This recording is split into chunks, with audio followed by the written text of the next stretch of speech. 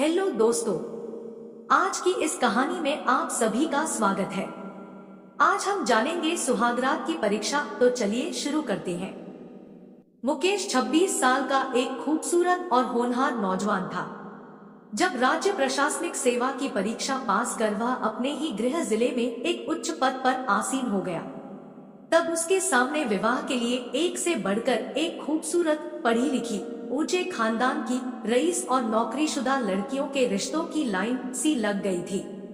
मुकेश भली भांति जानता था कि शादी ब्याह कोई बार बार होने वाला काम नहीं है। एक बार जिससे शादी हो गई तो बस फिर 7 जन्मों का तो पता नहीं, पर इस जन्म का जीवन भर का साथ तो निभाना ही है। बचपन में ही एक सड़क दुर्घटना में पिताजी की मौत के बाद माँ ने कितनी कठिनाइयों से उसे पाल पोस कर बड़ा किया, उसका भी उसे बखूबी अंदाजा था। उसकी माँ ने अपने जीवन में बहुत अधिक कष्ट झेले हैं।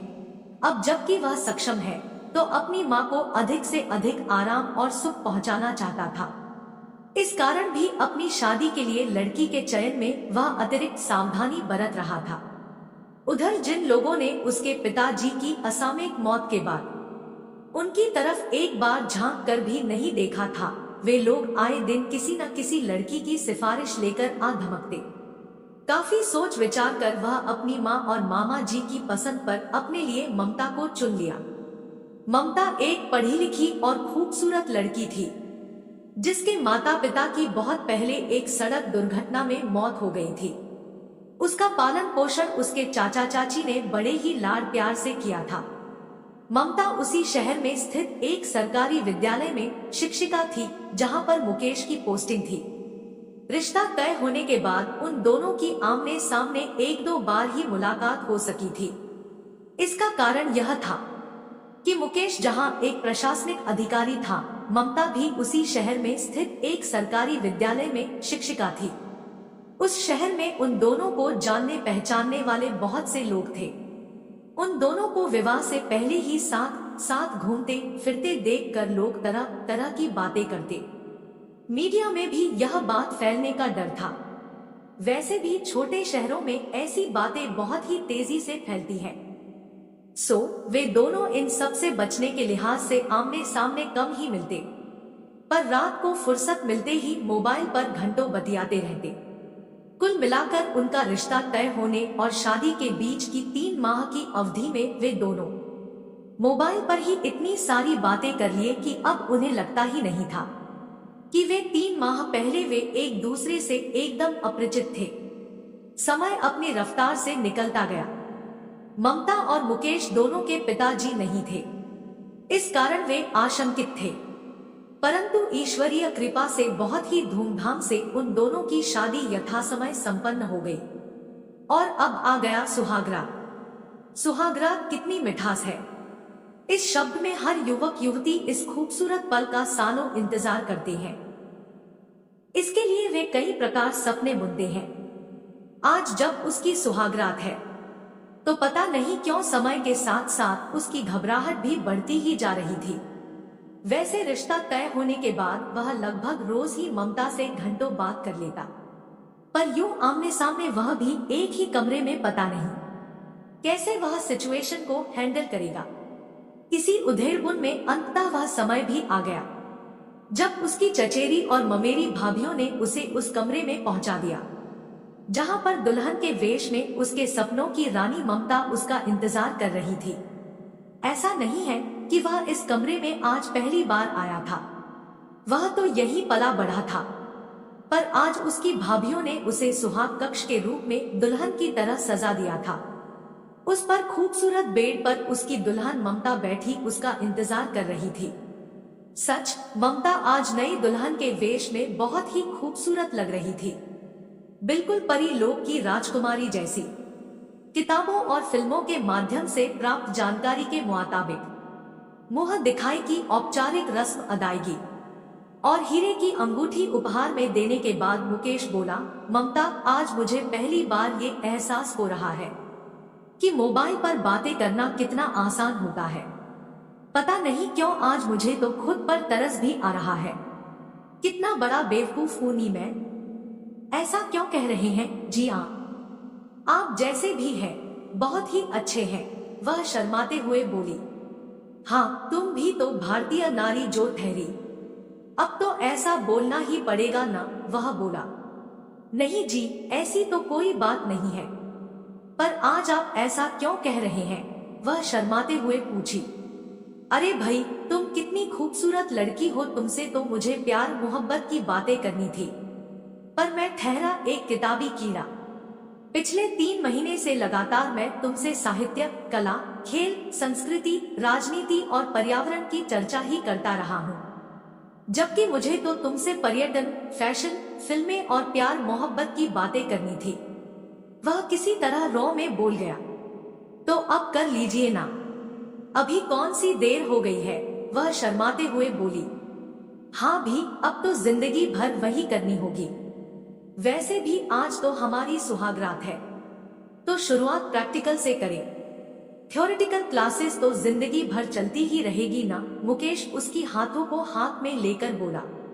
मुकेश जी, आज तो मैं बहुत ही ज्यादा थक गई हूँ, सिर में बहुत दर्द भी हो रहा है, नींद भी आ रही है। प्रैक्टिकल फिर कभी, ममता उनीदी आंखों से बोली। मुकेश के लिए यह अप्रत्याशित स्थिति थी, पर यह सोचकर कि अब तो जीवन भर का साथ है, जहां इतने साल इंतजार किए, वही कुछ दिन और सही। बोला, ठीक है मैडम जी, जैसा आप ठीक समझें। आप यहाँ पलंग पर सो जाइए, मैं वहां सोफे पर सो जाऊंगा। नहीं जी, आप यहीं सो जाओ, उधर पलंग पर ही, मैं इधर सो जाऊंगी, वह एक तरफ खिसकती हुई बोली। ठीक है, मुकेश दोनों के बीच एक तकिया रखकर बोला। अब लाइट ऑफ करके चुपचाप सो जाओ। Good night. गुड नाइट, वह बोली और कमरे की लाइट ऑफ कर दी। मुकेश को नींद नहीं आ रही थी। उसने ऐसे सुहागरात की तो कल्पना तो सपने में भी नहीं की थी, पर सच तो सामने ही था। सालों का इंतजार आज के इंतजार पर भारी पड़ रहा था। वह सोच रहा था कि पता नहीं किस बेवकूफ ने ऐसा लिखा है कि जो मजा इंतजार में है वह पाने में कहां। मेरी तरह इंतजार किया होता तो पता नहीं वह क्या लिखता। लगभग घंटा भर का समय बीत गया। आज नींद उसकी आंखों से कोसों दूर थी। वैसे पढ़ने लिखने में उसकी बचपन से ही रुचि थी। जब भी उसे नींद नहीं आती वह पढ़ने बैठ जाता, पर आज वह लाइट जलाकर पढ़ नहीं सकता था, क्योंकि ममता की नींद में खलल पड़ सकता था। वैसे भी उसके सर में दर्द बता रही है, उसे भी बेवजह परेशानी होगी। सो मुकेश एक चद्दर को ओढ़कर मोबाइल में ही एक कविता लिखने लगा। उसकी आदत है कि जब भी नींद नहीं आती या बोरियत महसूस होती है तो वह कविताएं, शायरी लिखने बैठ जाता था। जिंदगी हर कदम परीक्षा लेती है। इंसान हर कदम परीक्षा देता है। हर किसी को यह पता होता है। हर परीक्षा उसे निखारता है। फिर भी वह परीक्षा से क्यों डरता है? वह लिखने में मगन था कि तभी ममता धीरे से उसके चद्दर में घुसते हुए बोली, वाह वो क्या बात है, अभी अभी पता चला कि हमारे साहब जी तो शायर भी हैं। इतनी रात गए, वह भी सुहागरात को किसके लिए शायरी लिखी जा रही है। चौंक पड़ा था वह। बोला, अरे ममता, तुम अभी तक सोई नहीं हो क्या, या फिर एक झपकी मार चुकी हो? नींद नहीं आ रही है मुझे। किससे चैटिंग हो रही है आपकी? जरा हमें भी तो पता चले, वह शरारत से बोली। अब तक तो जिससे चैटिंग होती थी वह कर नहीं सकता, वह बोला। क्यों? मैं आपको कभी किसी से चैटिंग के लिए मना नहीं करूंगी, ममता बोली। अरे यार, बाजू में सो रहे इंसान से भला कोई कैसे चैटिंग कर सकता है, मुकेश बोला। सही कह रहे हैं जी आप, पर प्यार मोहब्बत की प्रैक्टिकल क्लास तो शुरू कर ही सकते हैं। दरअसल मैं परखना चाह रही थी कि आपको मेरी इच्छा ना इच्छा की कितनी परवाह है, वह मुकेश की बाहों में समाते हुए बोली। तो इस परीक्षा का रिजल्ट कैसा रहा? मुकेश की पकड़ मजबूत होती जा रही थी।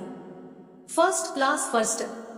बधाई हो साहब जी, आपको 100 में 100 अंक मिले हैं, वह मुकेश के गालों में चुबन की झड़ी लगाते हुए बोली। ये चैनल किसी भी अवैध गतिविधियों को बढ़ावा या प्रोत्साहित नहीं करता है। इस चैनल के द्वारा प्रदान की गई सभी सामग्री केवल ज्ञान और शैक्षिक उद्देश्य के लिए है। दोस्तों, उम्मीद है आप सभी को ये कहानी पसंद आई हो। अगर पसंद आई हो तो वीडियो को लाइक और ऐसे वीडियो देखने के लिए हमारे चैनल को सब्सक्राइब जरूर करें। धन्यवाद।